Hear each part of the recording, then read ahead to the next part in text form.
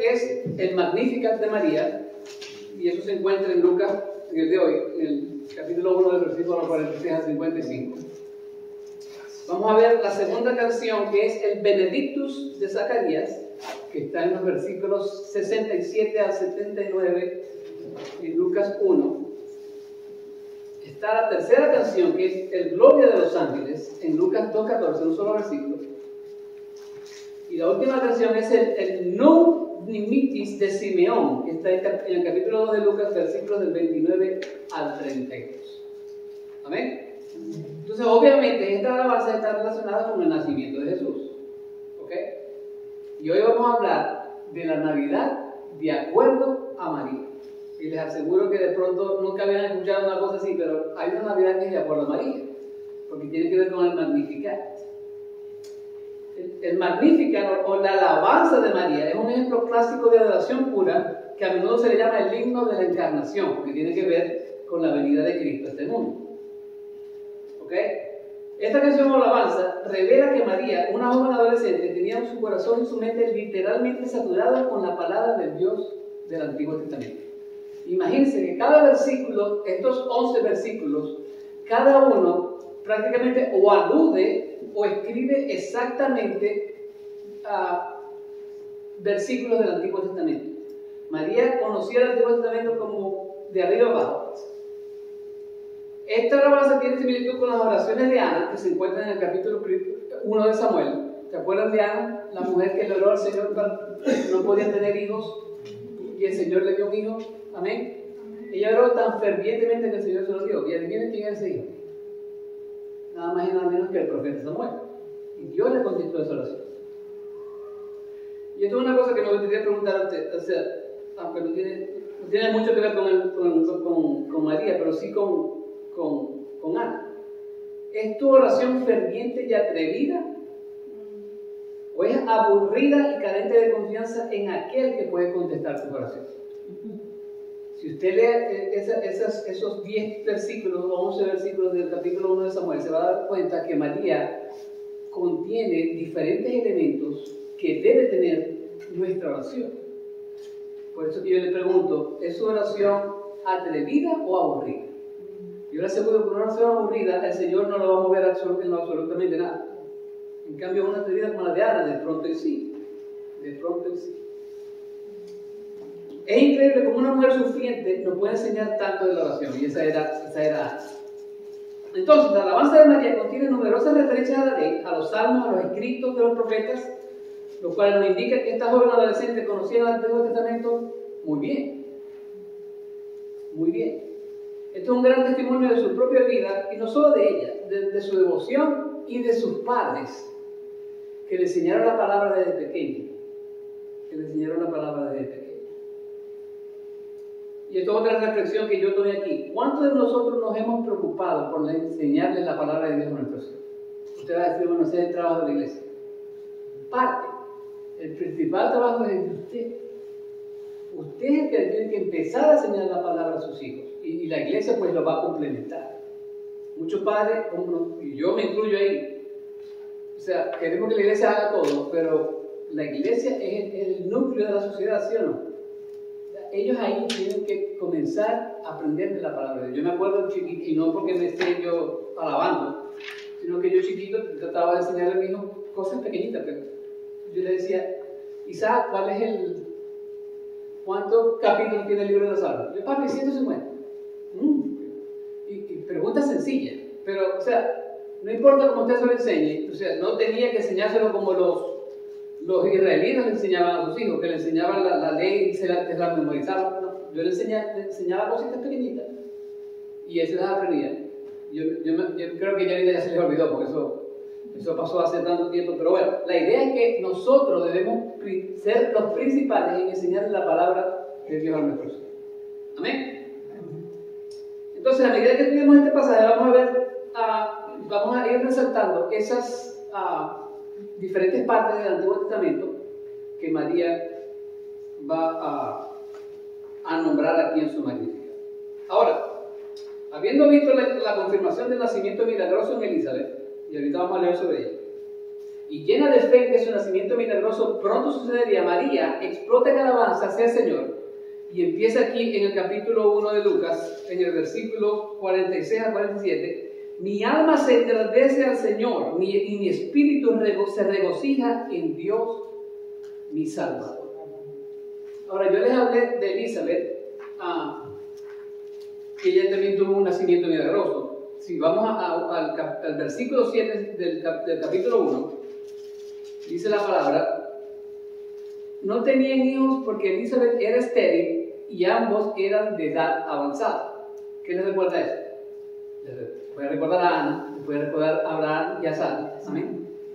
Y en el 13 dice: pero el ángel le dijo: no temas, Zacarías, porque tu petición ha sido oída. Así como escuchó a Ana, escuchó a Zacarías.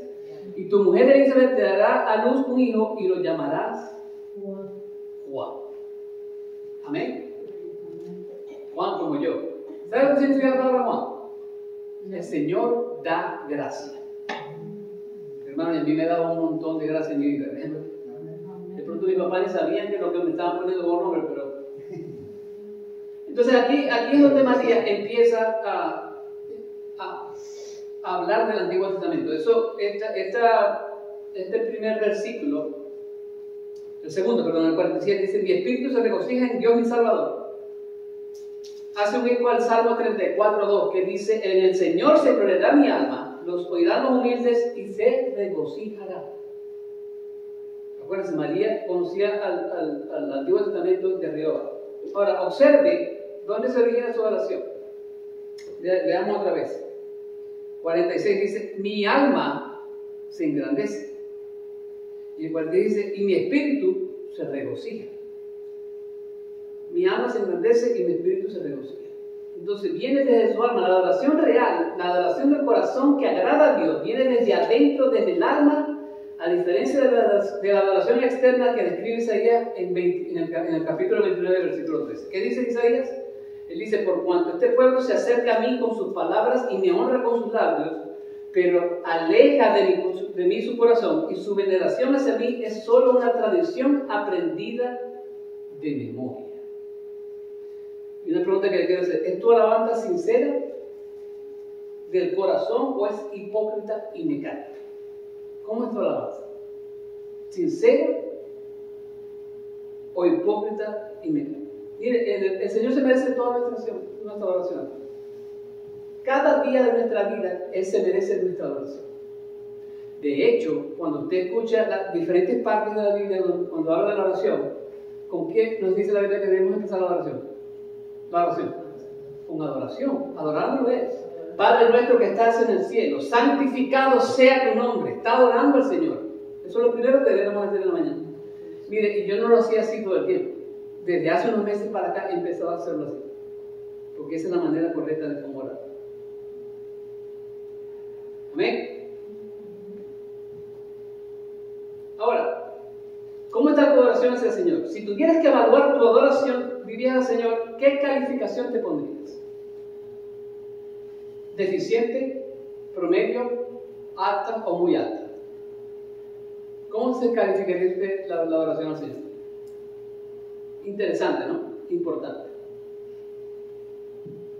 María sigue adorando. En el 47 dice María: y mi espíritu se regocija en Dios mi Salvador. Esta palabra regocijo, aunque mi alma engrandece al Señor y mi espíritu se regocija en Dios mi Salvador, eso es un paralelismo. En realidad María está diciendo la misma cosa, lo único que quiere es recalcar y aumentar su importancia. Pero la palabra regocijo literalmente significa en el griego saltar de emoción y de gozo. En otras palabras, María saltaba de emoción con un gozo extremo porque Dios le había provisto la salvación. Así como cuando Abraham viene para acá y empieza a hablar, hermano, y abraza.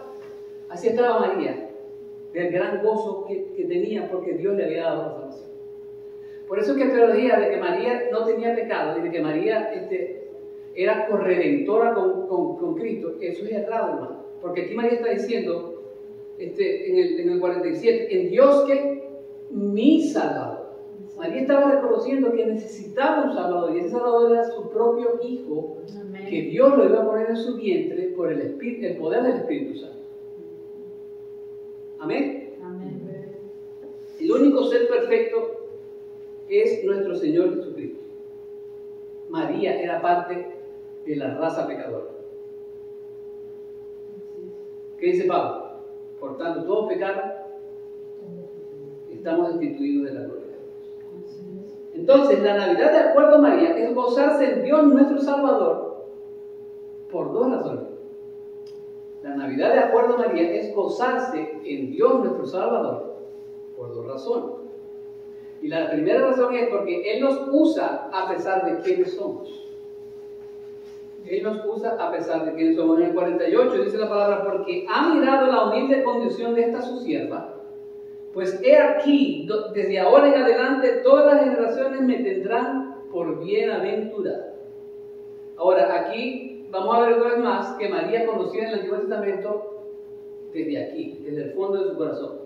La primera parte de este versículo es un eco de las palabras de Ana en 1 Samuel 1:11, que dice: Oh Señor de los ejércitos, si te dignas mirar la aflicción de tu sierva, te acuerdas de mí y no te olvides de tu sierva. Esta palabra sierva en el griego es la palabra esclava, y se cree que María fue la primera en el Nuevo Testamento a la cual le fue asignada esa palabra. Si María era esclava del Señor, entonces ¿cómo es que algunos adoran a María? ¿Cómo voy a adorar a un esclavo? El esclavo adora al Señor, ¿sí o no? Entonces María era una de nosotros. La segunda parte de este versículo hace un eco de las palabras de Lea en Génesis 30:13, que dice: cuando dijo, dichosa de mí, porque las mujeres me llamarán bienaventurada. Al igual que todos aquellos que conocemos al Señor personalmente, aquellos que hemos sido salvos de nuestros pecados por nuestro Señor Jesucristo, María comenzó a alabar a Dios por lo que Él había hecho por ella. ¿Y qué fue eso? Que Él le puso a su Hijo, el unigénito del Padre, en su vientre para que naciera y viviera con nosotros por aproximadamente 33 años. Él la escogió a ella sin importar su pobreza ni estatus social. Él no vio tanto el bajo estatus social como su bajo estado espiritual. María no tenía nada como usted y yo. Ella quedó asombrada de que el Dios del universo le había mirado a ella desde arriba, desde su trono. Eso lo dice aquí, porque ha mirado la humilde condición de esta, su sierva. Y esa debería ser nuestra actitud cuando Dios nos permite hacer algo que nunca jamás en la vida hubiéramos imaginado. Yo nunca pensé que iba a estar aquí predicando con ustedes. Sinceramente, yo sentí un llamado del Señor, pero ya los años pasaban y pasaban con el Señor, ya como que yo estaba equivocándose. Pero Dios es tan grande que no era en el tiempo de Juan González, era en el tiempo de Dios. Y en el tiempo de Dios, Dios envió a Jesucristo para ponerlo en una virgen, en su vientre, para que, Pablo le dice, en la plenitud, no me acuerdo la otra palabra, pero dice, en la plenitud del tiempo, o algo así decía Pablo, iba a venir Jesucristo. Y Jesucristo vino en su vientre. Amén. Ella se consideraba una persona indigna, un don nadie, sin derechos y una pecadora. En ningún momento ella está sugiriendo que ella debería ser alabada. Por el contrario, ella está emulando al salmista en el Salmo 115:1 cuando dice: no a nosotros, Señor, no a nosotros, sino a tu nombre da gloria, por tu misericordia, por tu fidelidad. Amén. ¿A quién le estás brindando tu más hermosa alabanza? Si no es el Dios de Israel, o el único Dios, si no es Dios el Padre, entonces ese foco de esa alabanza está mal dirigido. Porque la alabanza tiene que ir a Él y a Él nada más.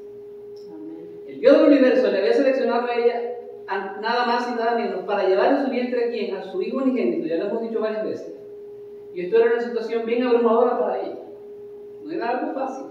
Ella no podía creerlo, no se consideraba digna de ese honor.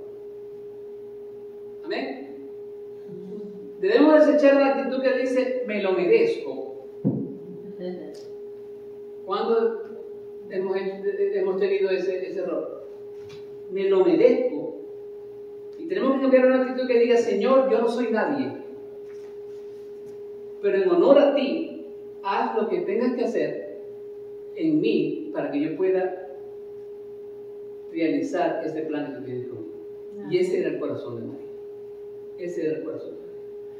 Hay un comentarista que se llama Morgan, de apellido Morgan, nos dice lo siguiente sobre este versículo.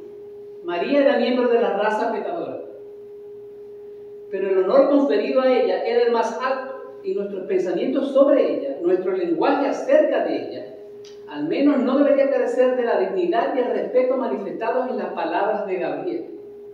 La suya fue la corona y la gloria de toda maternidad, y siempre que deberíamos pensar y hablar de ella con reverencia. ¿Qué dijo el Gabriel? El ángel Gabriel.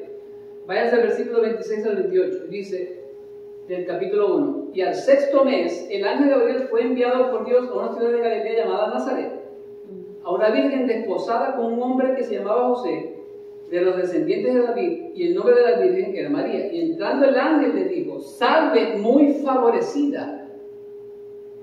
Le dice el ángel: el Señor está contigo, bendita eres tú entre todas las mujeres. El mismo ángel tenía respeto por María, pero una cosa es tener respeto y otra cosa es alabarle al mismo nivel que usted alaba a Dios y alaba a Jesucristo. Ahí está el error, ahí está el error. ¿Por qué la llamaban bienaventurada? Bueno, la llamaban bienaventurada porque iba a llevar nada más y nada menos a nuestro Señor Jesucristo en su vientre. 30 al 31 dice: y el ángel le dijo: no temas, María, porque he hallado gracia delante de ti, y he aquí concebirás en tu seno y darás a luz a un hijo y le pondrás por nombre Jesús. No solo eso, Gabriel lo dijo en el 28, yo solo le dije, dice: el Señor está contigo, bendita eres tú entre todas las mujeres. Y Elizabeth lo dice en el 42 cuando dijo, y exclamó a gran voz y dijo: bendita tú entre las mujeres y bendito el fruto de tu vientre. Gabriel, Elizabeth y todo el mundo estaba bendiciendo a María, pero no por lo que ella era, por lo que llevaba dentro de ella, que Dios lo puso ahí. Vernon McGee, otro predicador, nos anima a todos diciendo esto: amigos protestantes, llamémosla bienaventurada, no la convirtamos en diosa ni nos arrodillemos ante ella, pero sí necesitamos llamarla bienaventurada.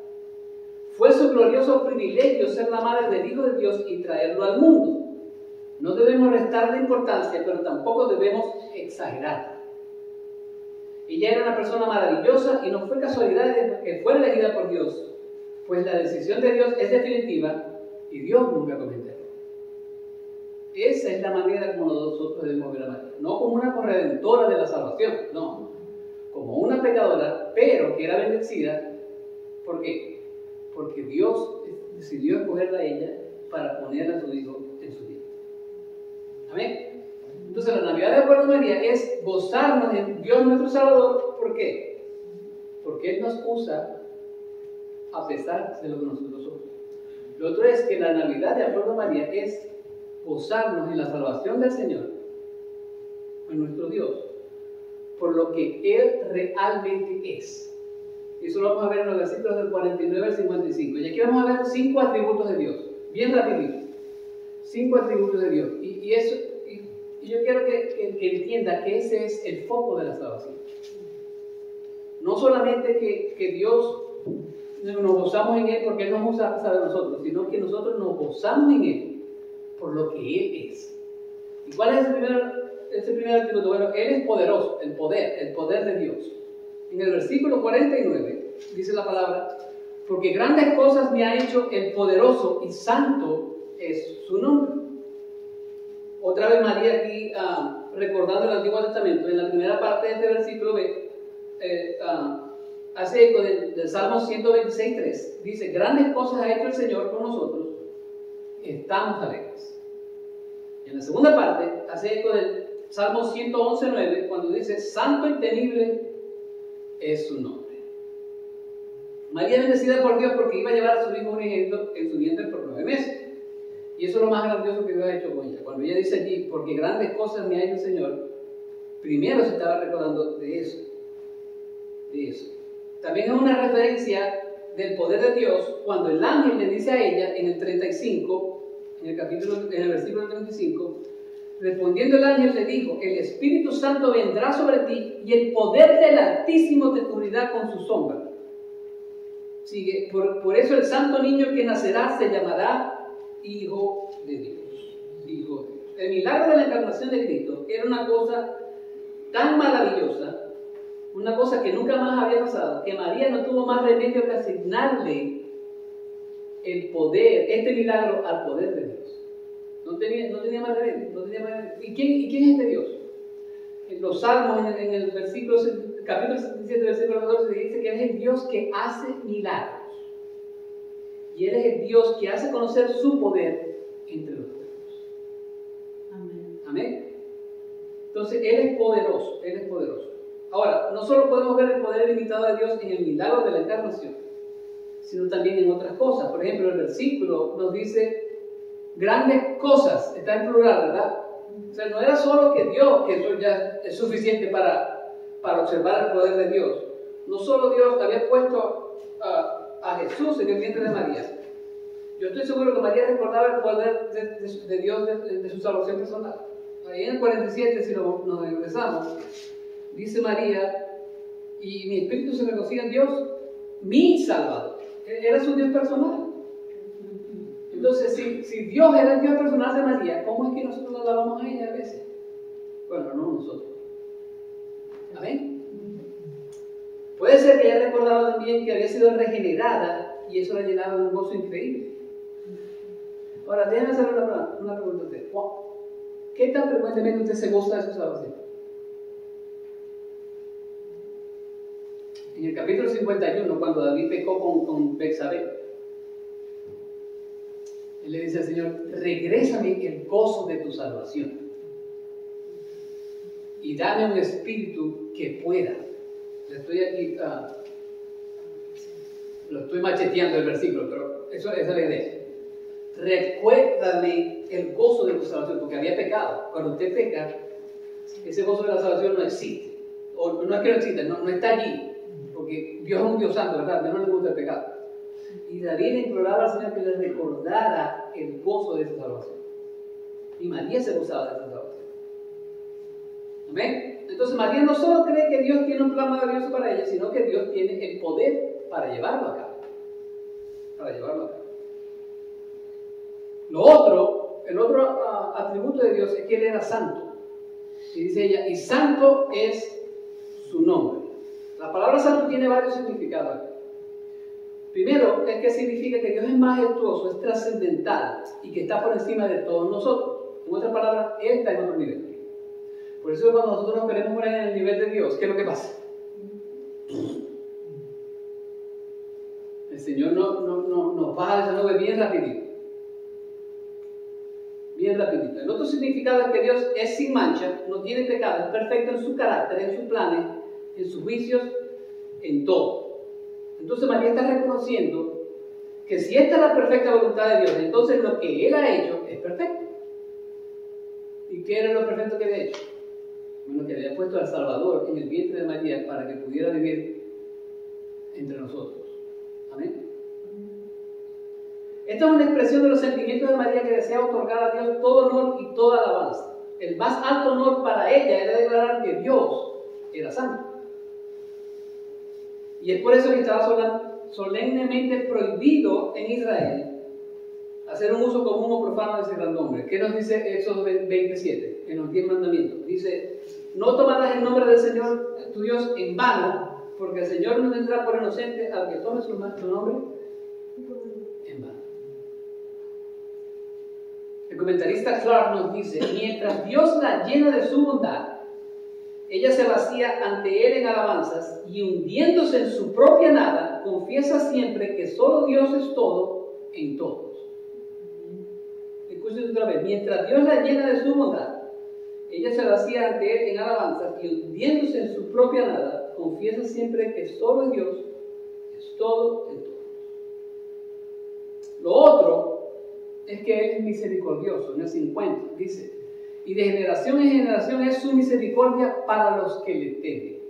¿Qué es la misericordia? ¿Qué es la misericordia de Dios? Es la piedad de Dios hacia aquellos que están desamparados y heridos.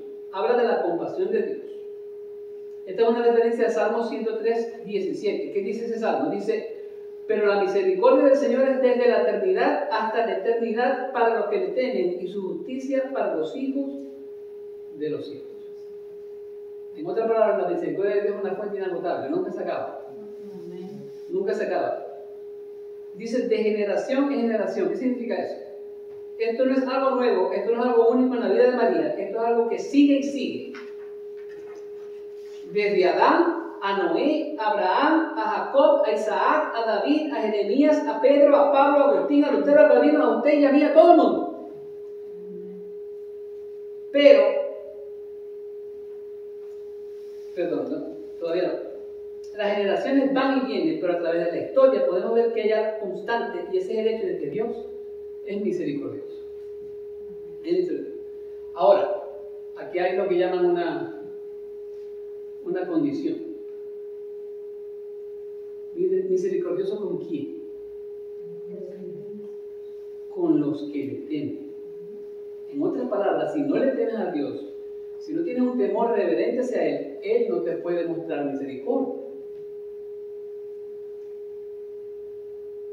Es para los que le temen. ¿Qué dice Pablo en Romanos 3:18? Dice que no hay temor de Dios en aquellos que no son de Él.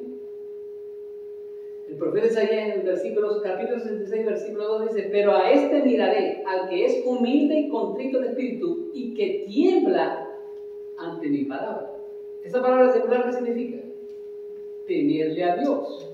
Entonces, el que no le teme a Dios, Pablo dice allí, el que no tiene temor de Dios, él no es mío, dice Dios. ¿Y cómo somos de Él? Bueno, ya eso lo hemos visto en la primera serie, ¿verdad? Tenemos que convertirnos a Él, tenemos que ser hijos de Él a través del sacrificio de su Hijo Jesucristo en la cruz del Calvario. Si usted no tiene ese compromiso, esa relación con Dios, la misericordia de Él, lamentablemente usted no la va a poder experimentar. No la va a poder experimentar. Dios es un Dios serio, hermano. Como dice el autor de los Hebreos, dice,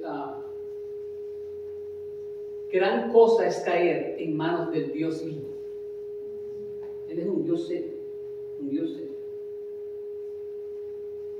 La exuberante bondad de Dios se manifiesta en actos de misericordia hacia todos aquellos que temen o reverencian su nombre. Y Él continúa mostrando su misericordia de generación en generación, porque ese es su carácter, el cual es noble, digno y justo. Noble, digno y justo.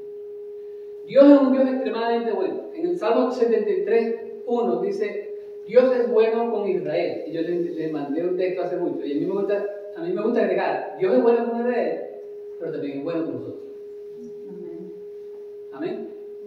Dios es bueno, hermano. Dios es bueno. A pesar de todo, Dios es bueno. Dios no tiene favoritos. Dios no tiene favoritos. Los que temen a Dios como su creador y juez son animados a esperar misericordia en Él a través de su mediador y abogado. ¿Quién es ese? Nuestro Señor Jesucristo. Nuestro Señor Jesucristo. Esa misericordia es perdonadora, curativa, aceptante y coronada.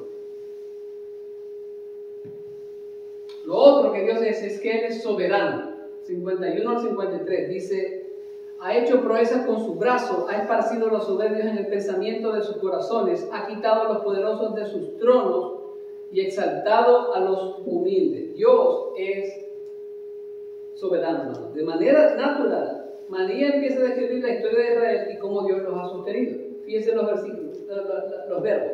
Él ha hecho, Él ha esparcido, Él ha exaltado, Él ha colmado, Él ha despedido y Él ha ayudado.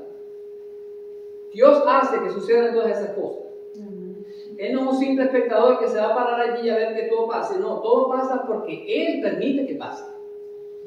Él no es un espectador. Él es el dueño de todo.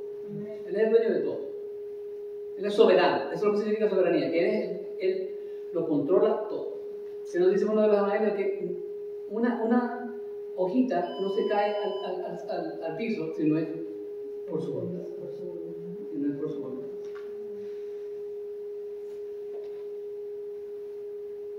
Dios se deleita en remover al orgulloso y en promover al humilde. Lo otro es que Él es fiel. el 54 y 55, ha ayudado a Israel su siervo para recuerdo de su misericordia, tal como dijo a nuestros padres, a Abraham y a su descendencia para siempre. Él es fiel. María nos recuerda que todas esas cosas que Dios ha hecho por su pueblo en el pasado son el resultado de la promesa que Dios le hizo a Abraham. Porque aquí María está recordando partes del Antiguo Testamento. Dice del 55, tal como dijo a nuestros padres, Abraham y a su descendencia para siempre. Es fiel. Es fiel. El Señor es fiel. Dice, a los hambrientos ha colmado de bienes y a los despedidos, a los ricos con las manos vacías. Probablemente está hablando de cuando les dio codornices al pueblo de Israel. Y estaban aburridos de codornices, pero los alimentó, ¿sí o no? A veces no le pasa que su hijo le dice, papi, tengo hambre. Hay comida, no hay nada. Hay un montón de cosas que pueden hacer. Pero ¿qué es lo que pasa? Que no las quieren hacer. Y a veces nosotros como cristianos somos así. Dios me está dando codornices todos los días, pero ya no quiero más, me estoy aburrido. Hice batido de codorniz, hice arroz de codorniz, hice hamburguesa de codorniz, no quiero más. Malagradecidos que son. Amén. Entonces, ¿estás agradeciendo a Dios constantemente por lo que Él está hecho por ti?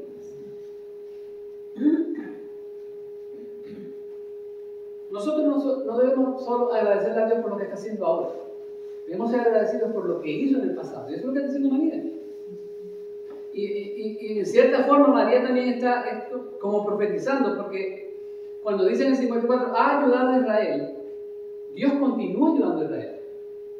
Aquellos que dicen que por las cuestiones estas que están pasando con Israel y Hamas y todo eso, que vamos a destruir Israel, hermano, Israel no va a ser destruido. Porque esa no es la voluntad de Dios. Israel es lo que llaman la pepita de sus ojos, la niña de sus ojos. Ahorita son unas cabezas huecas, pero Dios no se ha olvidado de Israel. En un futuro, el apóstol Pablo nos dice, en el capítulo 11 de Romanos, que Israel será salvo. Todo Israel será salvo. Ahora, no es que automáticamente van a ser salvos, el remanente va a ser salvo. Todos van a venir al Señor Jesucristo y van a ser salvos. Amén. Aquellos que dicen que Israel no tiene que recibir al Señor Jesucristo están penados, porque entonces están olvidándose de la mitad de la Biblia. Y María está recordando eso. Has ayudado a Israel su siervo para el recuerdo de su misericordia. Lo sacó de una esclavitud ¿con quién? Con Egipto. Después, cuando tuvieron el problema con Babilonia, lo sacó de allí también. Y en el futuro, cuando Cristo venga por segunda vez, entonces Jesucristo va a establecer su reino aquí en esta tierra. ¿Ahí viene con quién? Con nosotros y con quién más. Con Israel. Y María tenía eso en su corazón y ella conocía esa historia como nadie más. Nos recuerda que lo que Dios promete, Dios lo hace. Amén. Y eso lo vimos en esos versículos. Y podemos ir al Antiguo Testamento y ver un montón de versículos que nos van a confirmar eso. El Señor es fiel. El Señor es fiel. Me recuerdo que lo cantamos la semana pasada, dice, tu fidelidad es grande, tu fidelidad es incomparable. Nadie como tú, bendito Dios. Grande es tu fidelidad. Mire, comprar regalos y reunirse con la familia en Navidad, eso no es malo, eso es bueno. Pero aprendamos de María que el foco principal de la Navidad es regocijarnos en Él, porque Él la usó para traer a Jesucristo a este mundo. Él es el verdadero foco de la Navidad. Lo otro es que María nos enseña sobre el nacimiento de nuestro Salvador, es que debemos regocijarnos en Él por lo que Él verdaderamente es. Él es el Rey de Reyes y Señor de Señores. Y Él es Emmanuel. ¿Y qué es Emmanuel? Dios con nosotros. Ese es el verdadero significado de la Navidad, de acuerdo a María. Y si María nos está diciendo eso sobre el Señor Jesús, ¿quiénes somos nosotros para cambiar esa definición? Dios mismo puso las palabras de ese cántico en el corazón de María y basado en la palabra de Él. Porque cada versículo de aquí, como ya se los dije, es un reflejo o un eco del Antiguo Testamento. Por lo tanto, nosotros como María debemos regocijarnos de que Él es nuestro Salvador. Amén. Y ese es el foco del... Vamos a ver. Padre Celestial, gracias una vez más, Señor, por esta palabra. Gracias por estos hermosos cantos que tú inspiraste, Señor, en el corazón de Lucas. Y que en estas 3 próximas semanas, Señor, vamos a terminar o vamos a hablar de estos diferentes cantos o canciones o alabanzas o himnos.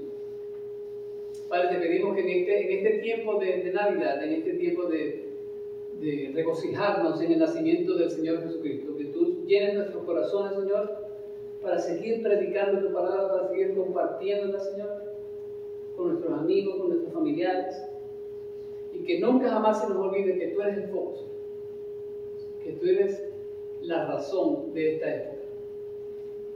Permite, Señor, que este domingo sea un domingo maravilloso. Permite que nuestros corazones estén bien controlados y bien entusiasmados por tu palabra. Y te pido que la reunión que vamos a tener con Kelly, Señor, que sea una bendición para ellos y una bendición para nosotros. Gracias por su tiempo tan largo aquí en nuestra iglesia y el servicio que ella puso para todos nosotros. Gracias por tu palabra, gracias por tu bondad, gracias por tu misericordia, por tu poder, por tu fidelidad, Señor. Porque tú lo eres todos y eres el Dios y el dueño de todo. Gracias, Señor. Síguenos ayudando en este día. En el nombre de Jesús. Amén. Bendecido, mi hermano.